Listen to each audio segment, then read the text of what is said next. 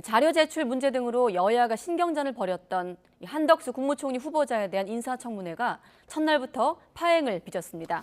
양측의 입장차가 워낙 첨예해서 내일 청문회 일정도 파열음을 낼 가능성이 큽니다. 정유진 기자의 보도입니다.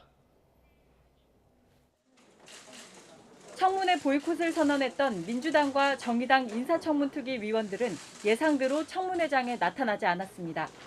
민주당 측 간사인 강병원 의원만 잠시 참석해 날선 비판을 쏟아냈습니다. 한덕수 후보자가 자료 제출을 거부해 제대로 된 검증을 할 수 없다며 일정 연기를 요구했습니다. 우리 국민의 눈높이에서 검증해야 될 수많은 사안들에 대해서 엄무하는 청문회, 허탕 청문회, 맹탕 청문회가 될 것이라고 생각합니다. 핵심은 그동안 불거진 의혹에 대한 소명이 부족하다는 겁니다. 김앤장 고문 시절 받은 고액의 보수, 부인의 그림이 대기업에 판매된 경위 등을 규명하려면 자료 검증이 필요한데 한 후보자가 제출을 거부하고 있다는 게 민주당과 정의당의 주장입니다. 특히 영업비밀, 사생활 침해를 사유로 든 건 이해할 수 없다는 입장입니다.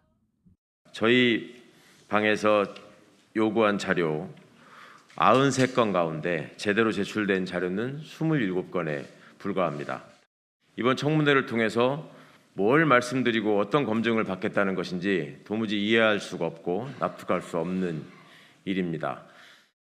하지만 한 후보자는 영업비밀 관련 자료 제출을 자신이 강제할 수는 없다고 맞섰습니다. 김앤장에서 영업비밀이라는 이유로 제출을 거부한 것입니까? 아마 그거는 김앤장에서 가지고 있는 서류가 아닌가 싶습니다. 그렇습니까? 네. 근데 우리가 그걸 강제할 후보자로서 그것을 강제할 방법이 있습니까? 제출을? 그거는 강제할 방법이 없습니다.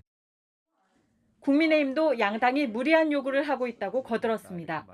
한 후보자에게 돌아가신 부모님 자료나 수십 년 전 주택 계약서까지 요청하는 등 이른바 청문회 목리를 부리고 있다고 꼬집었습니다. 총 1,090여 건이 요청되었고 그중에 79%가 제출되었습니다. 문재인 정부 이낙연 총리 때 319건 중 85%, 정세균 총리 때 250건 중 52% 제출, 김부겸 총리 때 347건 요구 중에 84% 제출한 것과 비교하면 양측의 공방이 계속되는 만큼 현재로선 인사청문회 둘째 날 일정도 순탄치 않아 보입니다. 그러나 관련법상 오는 27일까지는 인사청문회를 마쳐야 하는 상황. 특히 장관 후보자와 달리 총리 후보자 임명은 국회의 동의가 필요한 만큼 양측의 물밑 교섭은 이어질 것으로 전망됩니다.